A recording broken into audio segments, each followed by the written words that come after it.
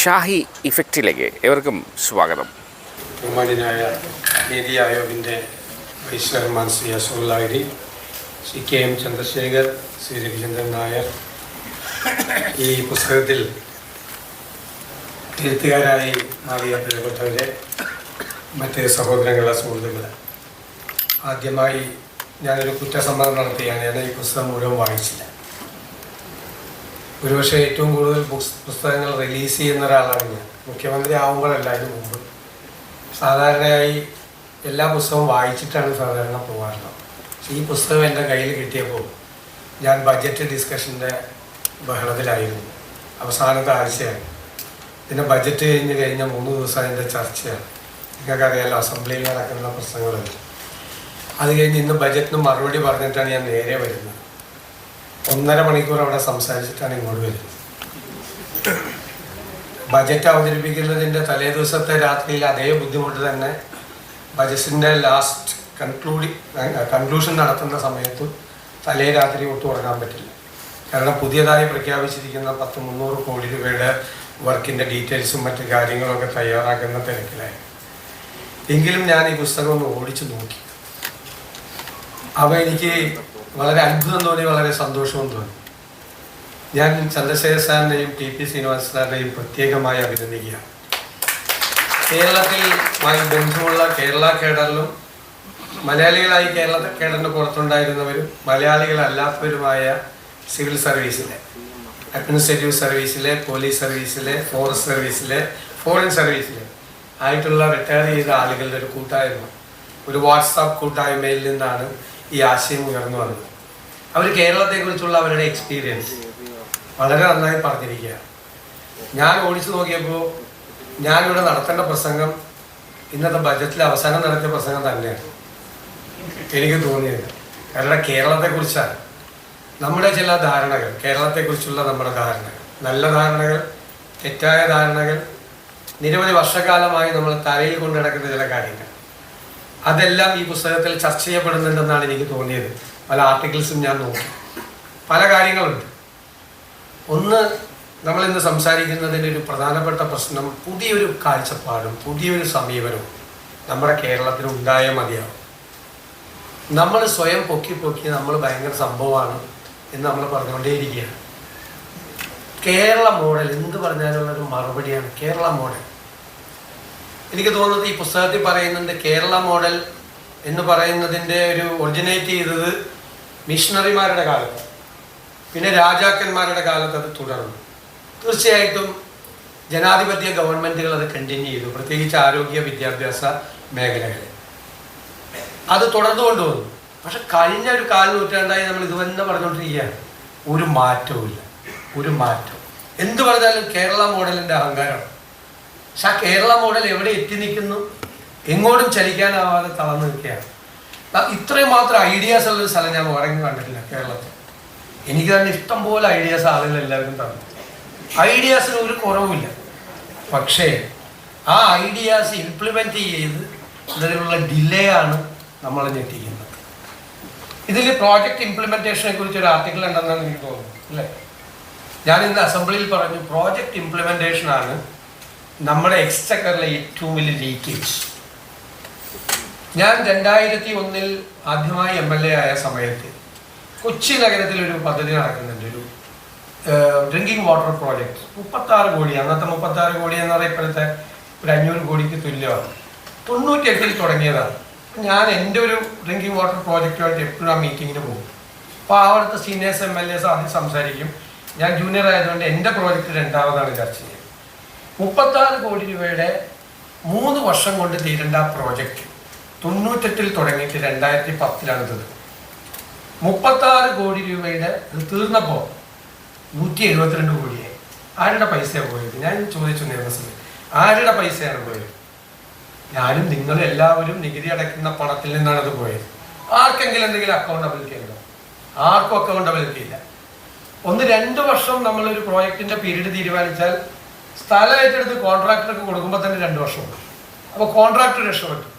Arbitration പോയി കഴിയുമ്പോൾ കോൺട്രാക്ടർക്ക് പറയാം 2 വർഷമായിരുന്നു പീരീഡ്, ഐ ആം സോറി, 2 വർഷം കഴിഞ്ഞപ്പോഴാണ് എനിക്ക് ലാൻഡ് വിട്ട് കിട്ടിയത്. 2 വർഷം കഴിഞ്ഞാലും കിട്ടാറില്ല. പക്ഷേ ഞാൻ ഇപ്പോഴും പബ്ലിക് സെക്ടറിനെ പ്രൈവറ്റ് സെക്ടറിനെ കമ്പയർ ചെയ്തു. ഒരു പ്രൈവറ്റ് സെക്ടറിൽ ഒരു CEO ഒരു മാനേജറോട് പറയുകയാണ്, ഒരു വർഷത്തിനകം ഈ പ്രോജക്റ്റ് കംപ്ലീറ്റ് ചെയ്യണം അല്ലേ.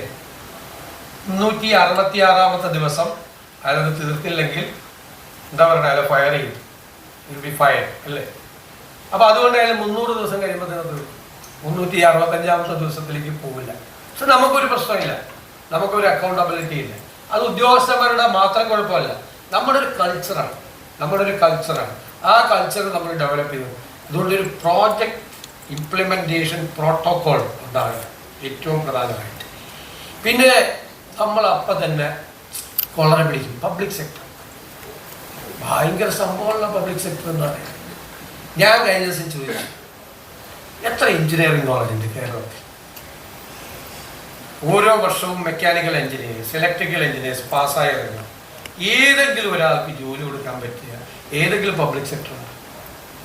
ഇത് ഞാൻ പറയാം, അപ്പം തന്നെ പറയും, ഞാൻ സ്വകാര്യവൽക്കരണത്തിൻ്റെ ആളാണ്, നവ ലിബറൽ ആശയങ്ങളുടെ ആളാണ്, ഭയങ്കര കുഴപ്പമെന്ന് പറയും. ഞാനൊരു ബജറ്റിൽ ഒരു പബ്ലിക് സെക്ടറും കൂട്ടുമെന്ന് പറഞ്ഞിട്ടില്ല. പബ്ലിക് സെക്ടർ ഇങ്ങനെ വെള്ളാലകളായി മാറാൻ പാടില്ല. ജനത്തിൻ്റെ നികുതി പണം എല്ലാ വർഷവും കൊടുത്ത് അവരെങ്ങനെ തടിച്ചു തീർക്കുകയും ചെയ്യാനും പാടില്ല. ഒരു സ്ഥലത്ത് ഒരു അപ്പോയിൻമെന്റ് പോലും നടക്കുന്നില്ല. എല്ലാവരും കോൺട്രാക്ച്വൽ ലേബേഴ്സാണ്. ഒരാളെ അപ്പോയിന്റ് ചെയ്യാൻ പറ്റുന്നില്ല. അപ്പോൾ ഒന്നുകിൽ അത് നന്നാകുക, സ്വയം നന്നാകുക അല്ലേ. നന്നാകാനുള്ള വഴികൾ നമ്മൾ ചെയ്തു കൊടുക്കുക. നമ്മൾ മനസ്സിലാക്കാത്തൊരു വളരെ വലിയ പോയിന്റ്, സ്റ്റഡി ചെയ്യാത്തൊരു പോയിന്റ് ഡെമോഗ്രാഫിക് ചേഞ്ചസ് ആണ് കേരളത്തിൽ. ഞാനത് സംസാരിച്ചു. അതായത് കേരളത്തിൻ്റെ പോപ്പുലേഷനിൽ ഉണ്ടായിരിക്കുന്ന മാറ്റങ്ങൾ ആരും ശ്രദ്ധിക്കുന്നില്ല, പഠിച്ചിട്ടില്ല. നമ്മുടെ ഡെമോഗ്രാഫിക് ഡിവിഡൻഡ് എന്ന് പറയുന്ന ഒരു കൺസെപ്റ്റ് ഉണ്ടല്ലോ, അത് യങ്സ്റ്റേഴ്സ് ആണല്ലോ. 60-65% അതായിരുന്നു. ആ പോപ്പുലേഷൻ തിന്നാവുകയാണ്. മെജോറിറ്റി നമ്മുടെ ലൈഫ് എക്സ്പെക്ടൻസി കൂടുതലാണ് മലയാളിയല്ല, മറ്റു സ്ഥലത്തുകൊണ്ട്, പക്ഷെ നമ്മുടെ കൂടുതലാണ് കമ്പാരിറ്റീവ്ലി. അത് വലുതാവുകയാണ്. അതിൻ്റെ നെറ്റ് റിസൾട്ട് എന്തായിരിക്കും?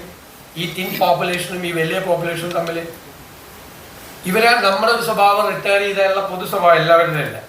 56-57 വയസ്സിൽ റിട്ടയർ ചെയ്ത ഞാൻ എൻ്റെ ചെറുപ്പത്തിൽ കണ്ടിട്ടുണ്ട്. റിട്ടയർ ചെയ്ത ആളുകളെ വീട്ടുകാർ കൊണ്ടുപോയാകും, ഈ കൂട്ടുകാർ കൊണ്ടുപോയി ആക്കും എല്ലാവരും. അപ്പോൾ വീട്ടുകാർ നെഞ്ചത്തിടിച്ച് നിലവിളിക്കും. ഞാൻ ഇപ്പം ഇല്ല, ഞാനെൻ്റെ ചെറുപ്പത്തിൽ കണ്ടിട്ടുണ്ട്. എന്താ സംഭവം എന്നറിയാം, അതോടുകൂടി ജീവിതം തീർന്നെന്നാണ്. എന്നിട്ട് ആ ആണുങ്ങളാണെങ്കിൽ ആ ചാരികസേലയിലേക്ക് കയറും. ആ ചാരികസേലയിൽ ഇരുന്ന റോട്ടിൽ കൂടി പോകുന്ന അസുഖം കൂടി വരും, ലൈഫ് സ്റ്റൈൽ ഡിസീസ്. സ്ത്രീകളാണെങ്കിൽ അടുക്കളയിലേക്ക് മടങ്ങും. അപ്പോൾ പെട്ടെന്ന് ഏജറാവും, ഒന്നും ചെയ്യില്ല. ഇപ്പം പിന്നെ കുറേ പഞ്ചായത്ത് ഇലക്ഷനും മുനിസിപ്പാലിറ്റി ഇലക്ഷനും ഒക്കെ മത്സരിച്ച് പുറത്തേക്കൊക്കെ വരുന്നുണ്ട്, കുറച്ച് കൾച്ചറൽ പരിപാടിയൊക്കെ വരുന്നുണ്ട്. പക്ഷേ റിട്ടയർ ചെയ്ത് കഴിഞ്ഞാൽ പിന്നെ ജീവിതം അവസാനിച്ചു എന്നുള്ള കൺസെപ്റ്റിനൊരു മാറ്റമില്ല. അതുകൊണ്ടാണ് ഞങ്ങൾ സീനിയർ സിറ്റിസൺസിന് ഡിപ്പാർട്ട്മെൻറ്റ് ഉള്ളത്. It's not a welfare project. പ്രായമായാൽ റിട്ടയർ ചെയ്തവർക്ക് വെൽഫെയർ ചെയ്യാനുള്ള പ്രോജക്റ്റ് അല്ല, അത് സിൽവർ ഇക്കോണമിയാണ്. അതിൽ അവരെ ക്രിയേറ്റീവ് ആക്കുക. നമ്മൾ പറഞ്ഞു ചെറുപ്പക്കാർ വരും, ചെറുപ്പക്കാർക്ക് MSME തുടങ്ങാൻ, സ്റ്റാർട്ടപ്പ് തുടങ്ങാൻ വരുന്ന ആളുകൾക്ക് നമ്മൾ ഐഡിയാസ് കൊടുക്കും. നമ്മൾ ഐഡിയാസ് നിങ്ങളുടെയൊക്കെ ഭാഗത്ത് നിന്ന് ഇൻവൈറ്റ് ചെയ്തിട്ട് കൊടുക്കും. അപ്പോൾ അവർ ചിലപ്പോൾ ഒരാൾ മാനേജ്മെൻറ്റ് എക്സ്പേർട്ടായിരിക്കും, മാർക്കറ്റിംഗ് എക്സ്പെർട്ടായിരിക്കും, പക്ഷെ ടെക്നിക്കൽ ഒരു ഐഡിയ ഉണ്ടാവില്ല. അപ്പോൾ അവർക്ക് നമ്മൾ ടെക്നോ മെൻറ്ററിനെ കൊടുക്കും നിങ്ങളുടെ ഏജ് ഗ്രൂപ്പിൽ നിന്ന്. അവർ ചിലപ്പോൾ ടെക്നിക്കലി ബെസ്റ്റ് ആയിരിക്കും, എല്ലാം അറിയാം, മെക്കാനിക്കൽ എഞ്ചിനീയറോ നേരത്തെ പറഞ്ഞ പോലെ ഏതെങ്കിലും സപ്പോർട്ട് ഉണ്ടാകും. പക്ഷേ മാനേജ്മെൻറ്റ് അറിയില്ല, മാർക്കറ്റിംഗ് അറിയില്ല, ഫിനാൻസ് അറിയില്ല, കൊണ്ടുപോകാൻ പറ്റില്ലല്ലോ, നടത്തിക്കൊണ്ടുപോകാൻ പറ്റില്ലല്ലോ. അവിടെ നമുക്കൊരു മാനേജ്മെൻറ്റ് മെൻറ്ററിനെ കൊടുക്കും, ടെക്നോ മെൻറ്ററിനെ കൊടുക്കും. അപ്പോൾ ഒരു വലിയ ഏജ് ഗ്രൂപ്പും ഈ ചെറിയ ഏജ് ഗ്രൂപ്പും തമ്മിലൊന്നും മെർജ് ചെയ്യാം. ഇവർക്കൊരു ഓണററി ഒക്കെ കിട്ടി, അവർക്കൊരു വരുമാനം ഉണ്ടായി, അവർക്ക് സൊസൈറ്റിയിലേക്ക് കോൺട്രിബ്യൂട്ട് ചെയ്യാൻ പറ്റാവുന്ന തരത്തിൽ ഈ ഒരു ജനറേഷനെ, ഈ സിറ്റിസൺസ് എന്ന് പറയുന്ന സീനിയർ സിറ്റിസൺസ് എന്ന് പറയുന്ന ഈ ജനറേഷനെ കൺസ്ട്രക്റ്റീവാക്കി മാറ്റാൻ വേണ്ടിയിട്ടുള്ള കാര്യങ്ങളാണ് പ്രോഗ്രാം. ജപ്പാനിലെ മാതൃകകളും ഫ്ലോറിഡയിലെ മാതൃകയൊക്കെ പഠിച്ചിട്ടാണ് അത് ചെയ്യുന്നത്. Silver economy മനസ്സിലായല്ലേ? സിൽവർ എല്ലാവരും കറുപ്പിച്ച് വെച്ചേക്കളാണ്. ഇപ്പൊ സിൽവർ എന്ന് പറഞ്ഞില്ല, സിൽവർ ഇക്കോണമി. അത് രണ്ടിനെയും തമ്മിൽ നമ്മളൊന്നും ചെയ്യാം. പിന്നെ നമ്മുടെ പോപ്പുലേഷനിൽ നടക്കുന്ന ബ്രെയിൻ ഡ്രെയിൻ അല്ലെ, ഈ ഡെമോഗ്രാഫിക് ഡിവിഡൻഡിൽ നടക്കുന്ന ബ്രെയിൻ ഡ്രെയിൻ, ഭയങ്കര കോഴ്സുകളാണ്. ഞാൻ പഠിക്കുമ്പോഴുള്ള കോഴ്സാണ് 40 കൊല്ലം കഴിഞ്ഞ് ഇപ്പോഴും. ഫിസിക്സ്, കെമിസ്ട്രി, സുവോളജി, ബോട്ടണി ആർക്കും വേണ്ട. ആ കോഴ്സൊന്നും പഠിച്ചു പോയിട്ടൊരു കാര്യമില്ല. കുട്ടികൾക്ക് അറിയാം. ഞാൻ അവരെ പോകുന്നതിനെ കുറ്റപ്പെടുത്താത്തത് അതുകൊണ്ടാണ്. പോകുന്നതിന് ഏത് കോഴ്സ് ഇത്ര മാത്രം നോളജ് എക്സ്പ്ലോഷൻ നടക്കുന്ന ഒരു കാലം ഉണ്ടായിരുന്നു ലോകത്ത്. നമ്മളൊക്കെ പഠിക്കുമ്പോൾ ഉണ്ട്, നാളെ പുതിയ അറിവൊക്കെ ഉണ്ടാകുന്നുണ്ട്. പക്ഷെ ഇതെന്ത് ഫാസ്റ്റായിട്ടാണ് വരുന്നത്. എഞ്ചിനീയറിംഗ് കോളേജിൽ പഠിക്കുന്ന സബ്ജക്റ്റ് കോളേജിൽ നിന്ന് പുറത്ത് വരുമ്പോൾ ഔട്ട്ഡേറ്റഡ് ആവുക. ഞാൻ നിർത്തുന്നപ്പോൾ പറഞ്ഞേക്കണേ, ഔട്ട്ഡേറ്റഡ് ആവുകയാണ് കോളേജിൽ നിന്ന് പുറത്തിറങ്ങുമ്പോൾ. അത്രയും അപ്പൊ നോളജ് അപ്ഡേറ്റ് ചെയ്യുക എന്നുള്ളതാണ് ഏറ്റവും വലിയ ചാലഞ്ച് എല്ലാ ഏജ് ഗ്രൂപ്പിലും, അല്ലേ? ഏറ്റവും വലിയ ചാലഞ്ച് അതാണ്.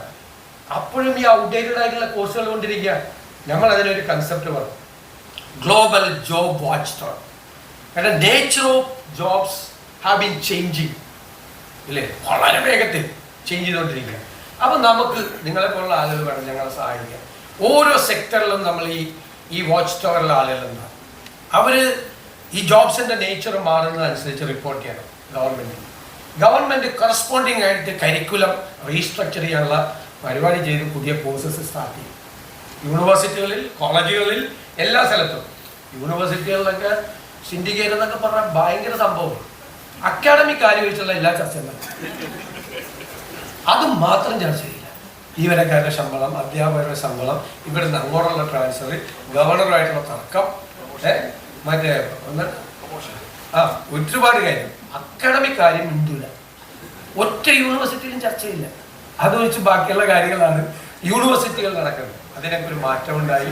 ഹയർ എഡ്യൂക്കേഷൻ നല്ല. ഞങ്ങൾ അതുകൊണ്ടാണ് കേരള നോളജ് വാലി എന്നുള്ളൊരു കൺസെപ്റ്റ് കൊണ്ടുവന്നത്. ഞാൻ ആഗ്രഹിക്കുന്നത് ഒരു ഇക്കണോമിക് മോഡൽ ഉണ്ട്, അതിനകത്ത് നടക്കും. വലിയ പൈസ ചിലവില്ലാതെ നടത്താനുള്ള ഒരു ഇക്കണോമിക് മോഡൽ ഉണ്ട്. ലെഗസി യൂണിവേഴ്സിറ്റീസിനെ ഇൻവൈറ്റ് ചെയ്യാം. അവർ വന്ന് ലണ്ടൻ സ്കൂൾ ഓഫ് എക്കണോമിക്സും ഹാർവാർഡും കേംബ്രിഡ്ജും സെയിൻറ്റ് ആൻഡ്രൂസും ഒക്കെ ക്യാമ്പസ് തുറക്കട്ടെ. വരും നമ്മൾ അങ്ങനെയുള്ള ഫെസിലിറ്റീസ് കൊടുത്ത് അവർ വരും. വന്നിട്ട് നമ്മുടെ കുട്ടികൾ അവിടെ പഠിക്കട്ടെ. ഞാനൊരു കാര്യം പറയാം, കേരളം ഈസ് വെരി പുവർ, പക്ഷെ കേരളീസ് ആർ നോട്ട് പുവർ. അവർ മക്കളെ പഠിപ്പിച്ചോളും. സ്റ്റേറ്റിനെ പുറത്തു നിന്നും കുട്ടികൾ പഠിക്കാൻ പറ്റും. എഡ്യൂക്കേഷൻ്റെ ഒരു ഡെസ്റ്റിനേഷൻ പോയിന്റ് ആക്കാൻ പറ്റിയ കേരളത്തേക്കാൾ നല്ല സ്ഥലം എന്ന് പറയുന്നത്. നല്ല ക്ലൈമറ്റ്, പൊതുവെ ലോ ആൻഡ് ഓർഡർ ഒന്നും വലിയ പ്രോബ്ലം ഇല്ല, അല്ലേ? ആളുകൾക്ക് സമാധാനത്തോടുകൂടി മക്കളെ വിടാം പഠിപ്പിക്കാൻ വേണ്ടിയിട്ട്. ഹെൽത്തും അതുപോലെ തന്നെയാണ്. ഹെൽത്ത് നമ്മുടെ ഇൻഫ്രാസ്ട്രക്ചറിനെ പറ്റി പറഞ്ഞ് ഗമേടിച്ച് ഇപ്പം മെഡിക്കൽ കോളേജിൽ ഒരു കട്ടിൽ 3 പേരെ കാണും. കഴിഞ്ഞ ദിവസം ഒരു അലിഗേഷനാണ് ഗവൺമെന്റിനെതിരായിട്ട്. കട്ടിലേന്ന് വീണൊരാൾ മരിച്ചിട്ടുണ്ട്. വളരെ സങ്കടകരമായ കാര്യമാണ്. ഞാനതിനെ തമാശയായിട്ട് പറയാനല്ല, സങ്കടകരമായ കാര്യമാണ്. അപ്പോൾ രണ്ടാമത് കൊടുത്തേക്കുന്ന ഒരു മെഡിക്കൽ കോളേജ് വെറുതെ ഇട്ടേക്കുക, ഫ്രീ ആയിട്ട്. പണി തീർന്നിട്ട് 2 കൊല്ലം. അവിടെ കട്ടിലിൽ 3 പേരെ. തൊട്ടപ്പുറത്ത് 10 കിലോമീറ്റർ അപ്പുറത്തുള്ള ഉള്ളൂരിലെ മെഡിക്കൽ കോളേജ്. നമ്മുടെ അഡ്മിനിസ്ട്രേറ്റീവ് ആയിട്ടുള്ള ഒരുപാട് ഇഷ്യൂസാണ്. ഇതുപോലത്തെ തീരുമാനങ്ങൾ എടുക്കുക, തീരുമാനങ്ങൾ നടപ്പാക്കുക, ഒരു ടൈം ഫ്രെയിം ഉണ്ടാക്കി നടപ്പാക്കുക. പിന്നെ നമ്മൾ എപ്പോഴും പറയും ഡാറ്റ ഡ്രിവൺ ആണെന്ന് പറയും. ഡാറ്റ ഡ്രിവൺ ആണെന്ന് വെച്ച് കഴിഞ്ഞാൽ ഒരു പഴയ കമ്പ്യൂട്ടറോടെ കൊണ്ട് വെച്ചിരിക്കുന്നതാണ് ഡാറ്റ ഡ്രിവൺ എന്ന് പറഞ്ഞത്. എന്താണ് സംഭവം എന്നറിയാം. ഇന്നത്തെ കാലത്തെ ഡാറ്റ ഡ്രിവൺ ഗവേണൻസ് എന്താണ്? ഞങ്ങൾ ആഗ്രഹിക്കുന്നത് ഇന്ത്യയിലെ ഏറ്റവും നമ്പർ 1 CMO ആക്കി മാറ്റണമെന്നാണ്. CM's ഓഫീസ് എവിടെ എന്ത് നടന്നാലും അറിയണം. ഞാൻ പറഞ്ഞു, ഒരു 500 കോടി രൂപയിൽ മീതയുള്ള ഒരു ഇൻവെസ്റ്റർ കേരളത്തിലേക്ക് വന്നാൽ നമ്മൾ അയലുമായിട്ട് ചർച്ച നടത്തി നമ്മൾ കൺവിൻസ്ഡ് ആണെങ്കിൽ ഒരു ഗോ അഹെഡ് പറയില്ലേ, വിത്തിൻ 1 month എല്ലാം ക്ലിയർ ചെയ്യും. അപ്പം നമ്മൾ അറിയണം. 1 മാസം കഴിഞ്ഞിട്ട് 6 മാസം കഴിഞ്ഞിട്ട് അയാളുടെ സ്ഥിതി എന്താണ്, അത് നാട് വിട്ടു പോയോ അല്ലെങ്കിൽ ഓടിപ്പോയ വഴിയിൽ പുല്ലുപോലും ഉണ്ടായി അത് വിട്ടോന്നൊന്നും അറിയണ്ടേ? അതല്ല, എല്ലാ ദിവസവും അയാൾ പോകുന്നത് അവിടെ വാച്ച് ചെയ്യും. അയാളുടെ GST ക്ലിയറൻസ് ക്ലിയർ ആയോ, LSTD ക്ലിയറൻസ് ആയോ, പൊല്യൂഷൻ കൺട്രോൾ ബോർഡിൻ്റെ ക്ലിയറൻസ് ആയോ, ഏതെങ്കിലും പഞ്ചായത്തിലെ ക്ലർക്ക് ഇത് പിടിച്ചു വെച്ചിട്ടുണ്ടോ, അതൊക്കെ അന്വേഷിക്കണ്ടേ? ഫോളോ അപ്പ് ചെയ്ത് കറക്റ്റായിട്ട്. നമ്മൾ കുറേ കേസുകൾ അങ്ങനെ ഗൗരവമായി ചെയ്യുമ്പോൾ കേരളത്തിൽ നിന്നൊരു മെസ്സേജ് പോകും കൃത്യമായിട്ട്.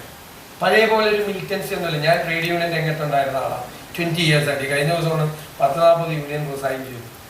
ഞങ്ങളെല്ലാം പറഞ്ഞിരുന്നത് എന്താ പറയുക, you work hard, make the company profitable, then we will bargain for you in the cable. You will get the due share of the profit of the company. ഞങ്ങളാണ് കൊണ്ടുവന്നത്, ഞങ്ങളുടെ ജനറേഷനാണ് പ്രൊഡക്ഷൻ ഇൻസെൻറ്റീവ് എന്ന് പറയുന്ന കൺസെപ്റ്റ് കൊണ്ടുവന്നത്. Company ഉണ്ടാക്കുന്ന ലാഭത്തിൻ്റെ വിഷയമാണ്. ഇപ്പോൾ ഓരോ 4 വർഷം 5 വർഷം കഴിയുമ്പോഴുള്ള LTS നടക്കുമ്പോൾ 10,000 മുതൽ 15,000 രൂപ വരെയാണ് അവരുടെ ഇൻക്രീസ്. അവർ ഹാപ്പിയാണ്. ഞാൻ ടേബിളിൽ ആദ്യം ചോദിക്കുന്നത്, കമ്പനി ഓണേഴ്സ് മാനേജ്മെൻറ്റിനോട് ചോദിക്കുന്നത്, നിങ്ങൾക്ക് ലേബേഴ്സിനെ കുറിച്ച് എന്തെങ്കിലും കംപ്ലൈൻറ്റ് ഉണ്ടോയെന്ന്. ഒരു കംപ്ലൈൻറ്റും ഇല്ല, അവർ നന്നായിട്ട് ജോലി ചെയ്യുന്നത്. അവർ അടുത്ത പ്രാവശ്യം ഇത് കൂട്ടും, പ്രൊഡക്ഷൻ കൂട്ടും. അപ്പോൾ ഇവർ റെഡിയാണ് പ്രൊഡക്ഷൻ കൂട്ടിക്കഴിഞ്ഞാൽ.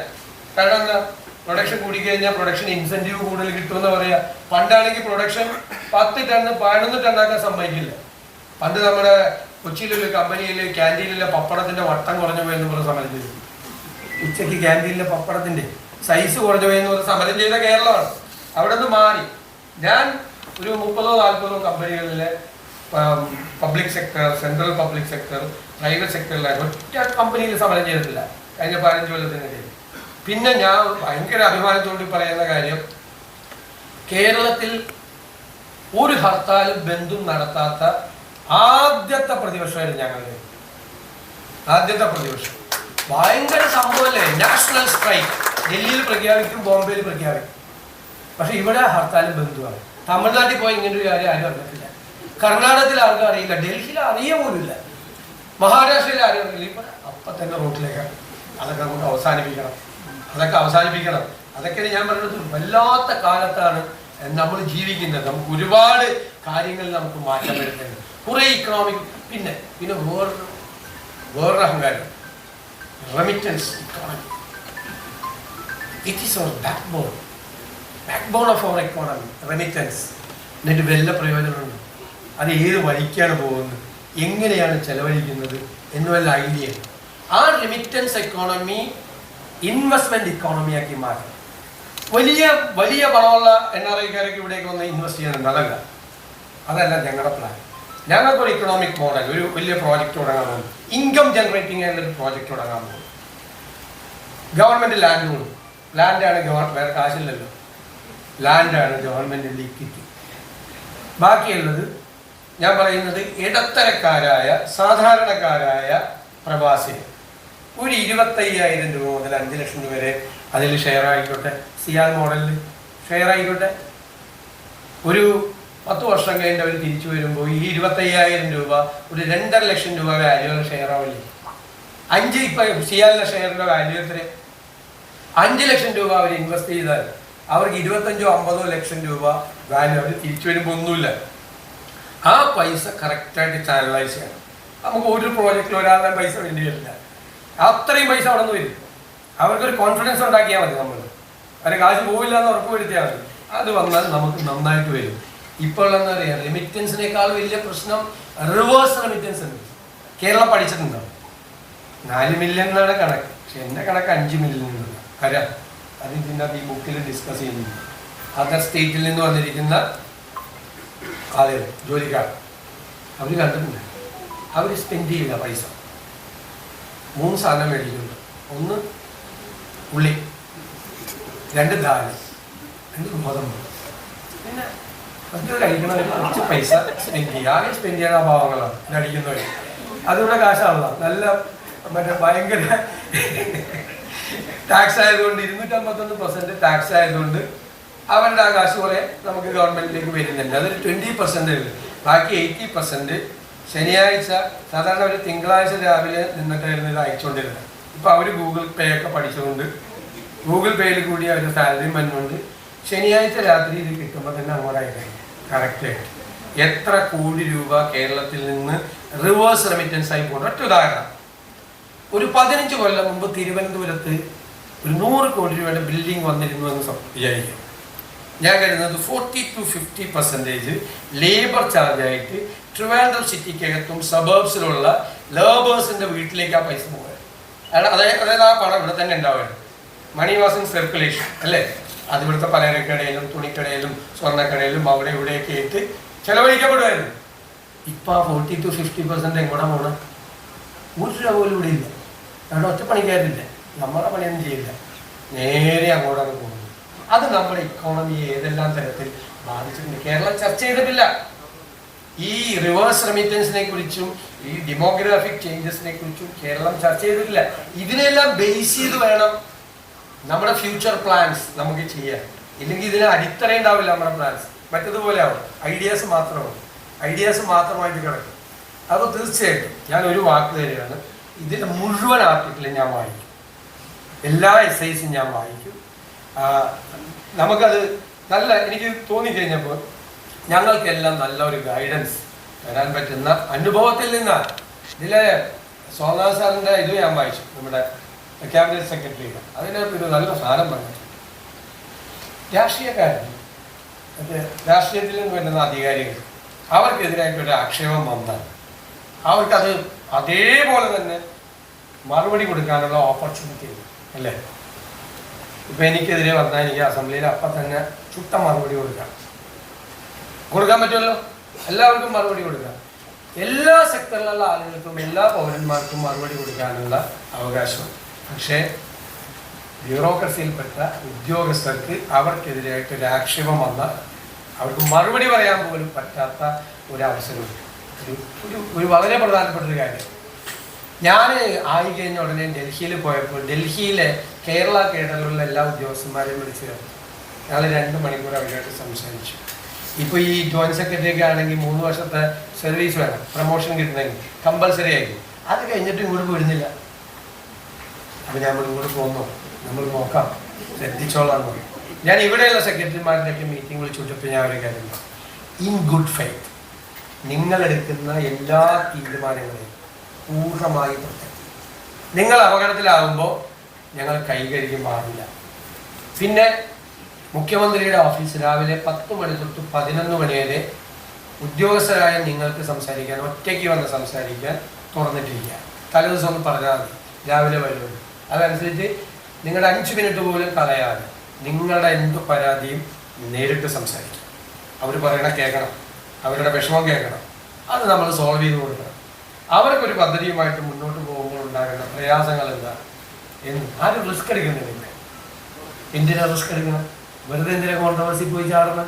വെറുതെ എന്തിനാ പേര് ചീത്തയാക്കണം? അതങ്ങനെ പോട്ടെ, അതങ്ങനെ പോയിക്കോട്ടെ. ചെയ്താലും ചെയ്തില്ലെങ്കിലും ഒരുപോലെയാണ്. അങ്ങനെ ഇത് ഒരാൾക്ക് ഒന്നും ഒറ്റയ്ക്ക് ചെയ്യാൻ പറ്റില്ല. ഞാൻ നല്ല ഭാഷ പഠിക്കുന്നുണ്ട്, അത് ചെയ്തോളെ ഇത് ചെയ്തോളെ. പക്ഷെ എനിക്ക് ഒരു കാര്യം അറിയാം, ഒറ്റയ്ക്ക് ഒരാൾക്ക് ഒന്നും ചെയ്യാൻ പറ്റില്ല. We have to build a team. ആ ടീമാണ്, ആ ടീമിൻ്റെ പാർട്ടാണ് ഉദ്യോഗസ്ഥരായിട്ടുള്ള ആളുകൾ. ഞാൻ നിങ്ങളെ കൂടി ഇൻവൈറ്റ് ചെയ്യാണ് ആ ടീമിലേക്ക്. നിങ്ങൾ ഏറ്റവും പരിചയസമ്പന്നരായ, അനുഭവസമ്പന്നരായ, പരിണതപ്രജ്ഞരായ ആളുകൾ, ഓരോ മേഖലയെക്കുറിച്ചും കൃത്യമായി വിവിധ ഡിപ്പാർട്ട്മെൻറ്റുകളിൽ നിന്ന് അറിയാവുന്നതാണ്. ഞാൻ ധനകാര്യമന്ത്രിയാവുന്നതുകൊണ്ട് ഞാൻ പറയാം, ഈ ഫിനാൻസിൻ്റെ എല്ലാ നൂലമാലകളും, എല്ലാ കുഴപ്പത്തിൻ്റെയും ഒരു കേന്ദ്ര സ്ഥാനം ഫിനാൻസ് കൂടിയാണ്. നിങ്ങൾക്കറിയാം, എല്ലാ പരിപാടിയും ഉഴക്കുന്നതും എല്ലാ പരിപാടിയും അട്ടിമറിക്കുന്നതുമായ വലിയ പങ്കുവഹിക്കുന്ന ഫിനാൻസ് ഡിപ്പാർട്ട്മെൻറ്റ് കൂടിയാണ്. അതുൾപ്പെടെ ഇരുന്ന ആളുകളാണ് നിങ്ങൾ. നമുക്കൊരു നല്ല ടീം ബിൽഡ് ചെയ്യണം. കേരളത്തിൽ ഒരുപാട് നമുക്ക് മാറ്റമുണ്ടാകും. ഞാൻ പറഞ്ഞ അവസാനിപ്പിക്കുന്നു. ഇങ്ങനെ പോകും, നിങ്ങളിങ്ങനെ കേട്ടുകൊണ്ടിരിക്കുന്നതുകൊണ്ട് ഞാനും ഭയങ്കര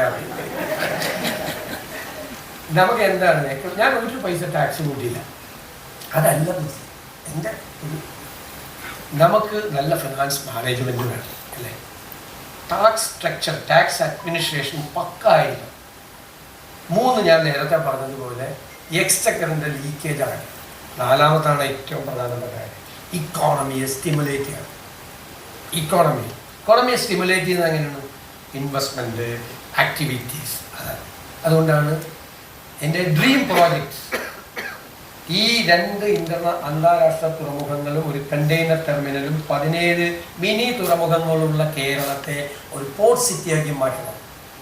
ഞങ്ങളതിനകത്ത് സ്റ്റഡി നടത്തിയിട്ടുണ്ട്, അതിൻ്റെ പ്രോജക്റ്റുകൾ റെഡിയാണ്. അത് മാറിയാൽ കേരളത്തിൽ വലിയ മാറ്റം ഉണ്ടാവും. എംപ്ലോയ്മെൻറ്റ് ജനറേഷൻ ഉണ്ടാവും, എക്സ്ട്രാ നമുക്ക് ഫില്ല് ചെയ്യാൻ പറ്റും, നമുക്ക് ടൂറിസം സാധ്യതകൾ വർദ്ധിക്കും. കാരണം തൊട്ടിപ്പുറത്ത് ബാക്ക് വാട്ടറാണ്, അതുമായിട്ട് ഇൻ്റഗ്രേറ്റ് ചെയ്യുക. അതിൻ്റെ തൊട്ടപ്പുറത്ത് വെസ്റ്റേൺ ഗാർഡ്സ് ആണ്, വളരെ ചെറിയ പ്രോക്സിമിറ്റിയിലാണ് കേരളം. നമ്മുടെ ജോഗ്രഫിക്ക് ചില പ്രത്യേകതകളുണ്ട്, അല്ലേ? ഇതെല്ലാം അടുത്തടുത്താണ്. നമ്മുടെ ഡിസഡ്വാൻറ്റേജ് എന്താണ്? നമ്മുടെ ഡെൻസിറ്റി ഓഫ് പോപ്പുലേഷനാണ്. നമുക്ക് സ്ഥലമില്ല എന്നുള്ളതാണ്. അതിനൊരു ലാൻഡ് മാനേജ്മെൻറ്റ്, ഞാൻ നോക്കിയപ്പോൾ ഇഷ്ടംപോലെ സ്ഥലമുണ്ട്. വെറുതെ കിടക്കുകയാണ്, ആരും കൊടുക്കൂല. ആർക്കും ഒരു ഡിപ്പാർട്ട്മെന്റ് മറ്റേ ഡിപ്പാർട്ട്മെന്റിന് പോലും കൊടുക്കൂല. തർക്കമാണ് ചേട്ടനും അനിയനും തമ്മിൽ പൂപ്പരത്തെക്കുറിച്ച്, അതിർത്തിയിൽ നിൽക്കുന്ന പൂപ്പരത്തെക്കുറിച്ച് ഒരമ്മ മറ്റ് 2 മക്കളും തമ്മിൽ തർക്കിക്കുന്നുണ്ടല്ലേ ചില സിവിൽ കേസ്. അതുപോലെയാണ് 2 ഡിപ്പാർട്ട്മെന്റ് കൊടുക്കൂല. ആ ഡിപ്പാർട്ട്മെന്റിന്റെ ആവശ്യം വന്ന ഈ ഡിപ്പാർട്ട്മെന്റ് കൊടുക്കൂല. അങ്ങനെയൊക്കെ കിടക്കുന്നതാണ്. അതിനൊക്കെ നമുക്കൊരു ലാൻഡ് മാനേജ്മെന്റ് പോളിസി ഉണ്ടാക്കി കൊണ്ടുവന്ന ഇൻവെസ്റ്റ്മെന്റ്. അതുപോലെ 4 ഇന്റർനാഷണൽ എയർപോർട്ട് ഇത്രയും ചെറിയ പ്രോക്സിമിറ്റിക്കകത്ത് എവിടെയാണുള്ളത്? ഒരു സ്ഥലത്തും ഇല്ല. അപ്പൊ നമുക്ക് അതിന്റെ ഫ്ലൈറ്റ് പറക്കൽ മാത്രമല്ലല്ലോ, ഏവിയേഷൻ ഹബ്ബാക്കി മാറ്റാനുള്ള 27 ഏവിയേഷൻ പ്രോജക്ട്സ് ഉണ്ട്. നേരത്തെ പറഞ്ഞതുപോലെ MSMEകളുണ്ട്, ഹയർ എഡ്യൂക്കേഷനിൽ, ഹെൽത്തിൻ്റെ.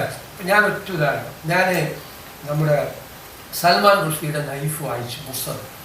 നൈഫിലൊരു ഭയങ്കര, ഇദ്ദേഹത്തിനെ ഒരു 26 വയസ്സുകാരൻ വന്നിട്ട് 16 കുത്തുകുത്തി കണ്ണുപോയി, കഴുത്ത് പോയി, ചങ്ക് പോയി, അത് വീണ് പോയി. ചോപ്പറിലാണ് രക്ഷപ്പെടുത്തിയത്. സർവൈവ് ചെയ്ത് കഴിഞ്ഞിട്ട് എണീറ്റടക്കാൻ വയ്യ. അപ്പോൾ ഞാൻ ഒരു റീഹാബിലിറ്റേഷൻ സെൻറ്ററിൽ കൊണ്ടുവന്നു. റീഹാബിലിറ്റേഷൻ സെൻറ്ററിൽ കൊണ്ടുവന്ന് ഇയാളെ കുറച്ച് ദിവസം കഴിഞ്ഞപ്പോൾ കോളായി എണീറ്റ് വന്ന് മറ്റേ വിക്ടറി സിറ്റി പബ്ലിഷ് ചെയ്ത് ഈ ബുക്ക് ഇറക്കി. അപ്പോഴാണ് റീഹാബ് സെൻറ്റേഴ്സ് നമുക്കുണ്ടാക്കാൻ പാടില്ലേ? എത്ര പേര് തളർന്നു കിടക്കുന്നു, അവരെ എഴുന്നേൽപ്പിക്കാം. നമുക്ക് പ്രൈവറ്റ് സെക്ടറിലും പബ്ലിക് സെക്ടറിലും ഹോളിസ്റ്റിക് ആയിട്ട് ആയുർവേദവും അലോപ്പതിയും ചേർത്തിട്ട് നമുക്ക് റീഹാബ് സെൻറ്റേഴ്സ് ഉണ്ടാക്കാം. ചില പുസ്തകങ്ങൾ നമുക്ക് ചില ഐഡിയാസ് വരുന്നു, നമുക്കിത് ചെയ്യാം. ചെയ്തു കഴിഞ്ഞാൽ പൗണ്ടും ഡോളറും തമ്മിൽ കമ്പയർ ചെയ്യുമ്പോൾ ഇത് ഭയങ്കര ചീപ്പാവും. പുറത്തുനിന്നുള്ള ആളുകൾ ധാരാളമായി വരും. നമ്മളിപ്പോൾ ആശുപത്രിയൊക്കെ നടത്തുന്നവരോടൊക്കെ തന്നെ പറഞ്ഞാൽ മതി, നമ്മളെ കത്തിവെക്കുന്ന പോലെ കത്തിവെക്കുന്നത് മാത്രമല്ല. ഞാൻ പറയും എപ്പോഴും, നമ്മളെപ്പോഴും ഈ വെന്റിലേറ്റർ എന്നുള്ള വാക്ക് ഇപ്പോൾ സൂക്ഷിച്ച് ഉപയോഗിക്കണം. നമ്മളെപ്പോഴും പറയും, ഒരു സെക്ടർ തകർന്നു പോയാൽ നമുക്ക് അവർക്ക് വെന്റിലേറ്റർ കൊടുക്കണം. അതായത് ആ പർട്ടിക്കുലർ സിറ്റുവേഷൻ ബൈപ്പാസ് ചെയ്യാൻ വേണ്ടിയിട്ടാണ് വെന്റിലേറ്റർ കൊടുക്കുന്നത്. ഇപ്പോൾ വെന്റിലേറ്റർ കൊടുക്കണം എന്ന് പറഞ്ഞു കഴിഞ്ഞാൽ അടുത്ത പേഷ്യൻ്റ് വന്നാലേ ഇയാളെ മാറ്റില്ല, ഇയാളെ മരിക്കണം, അപ്പോഴേ വെന്റിലേറ്റർ മാറ്റുള്ളൂ. അടുത്ത പേഷ്യൻ്റ് വന്നു വെന്റിലേറ്റർ എന്നുള്ളതിൻ്റെ മീനിങ് വരെ പോയി. ആ പരിപാടി ആകരുത്. അത് പുറത്തുനിന്ന് ആളുകൾ സമ്മതിക്കില്ല, അവരതൊന്നും സമ്മതിക്കില്ല. അവർക്കൊരു ഹെൽത്ത് പ്രോട്ടോക്കോളൊക്കെ ഉള്ള. അപ്പം നമുക്ക് നമ്മുടെ സാധ്യതയുള്ള മേഖലകളെ കണ്ടെത്തി മാറ്റം വേണം. എനിക്ക് നിങ്ങളെല്ലാവരെയും, ഞാനൊരു മീറ്റിംഗ് പ്രസംഗിച്ചു പോയി, സോറി, നിങ്ങളെല്ലാവരെയും കാണാൻ കഴിഞ്ഞതിലുള്ള സന്തോഷം ഞാൻ പങ്കുവയ്ക്കുന്നു. ഒരുപാട് ആളുകൾ പരിചയക്കാരാണ്, കുറേ പേരെ കുറിച്ച് ഞാൻ കേട്ടിട്ടുള്ളവരാണ്. ഒരു നല്ല ടീം നമുക്കിവിടെ ഉണ്ട്. നിങ്ങൾ ഈ ലേഖനങ്ങൾ എഴുതി കേരളത്തെക്കുറിച്ച് പറഞ്ഞതുപോലെ കേരളത്തിൻ്റെ ഭാവി കെട്ടിപ്പടുക്കാൻ വേണ്ടിയിട്ടുള്ള, ഞാൻ നേരത്തെ പറഞ്ഞതുപോലെ ആ ടീമിൽ നിങ്ങൾ കൂടി പങ്കാളികളാകണം എന്ന് നിങ്ങളെ സ്നേഹപൂർവ്വം ക്ഷണിച്ചുകൊണ്ട് ഞാൻ ഈ പുസ്തകം അദ്ദേഹത്തെ TP ശ്രീനിവാസ സാറിനെയും പ്രത്യേകം അഭിനന്ദിച്ചുകൊണ്ട്, എൻ്റെ സംഘാടക ശ്രീകേന്ദ്രനെയും മറ്റുവരെയും എല്ലാവരെയും അഭിനന്ദിച്ചുകൊണ്ട് ഈ പുസ്തകം പ്രകാശനം ചെയ്തതായി അറിയിക്കുന്നു. നന്ദി. വാർത്തകളും വിശേഷങ്ങളും അവസാനിക്കുന്നില്ല. കൂടുതൽ വാർത്തകളും വിശേഷങ്ങളുമായി വീണ്ടും കാണാം. അതുവരെ എല്ലാവർക്കും നന്ദി, നമസ്കാരം.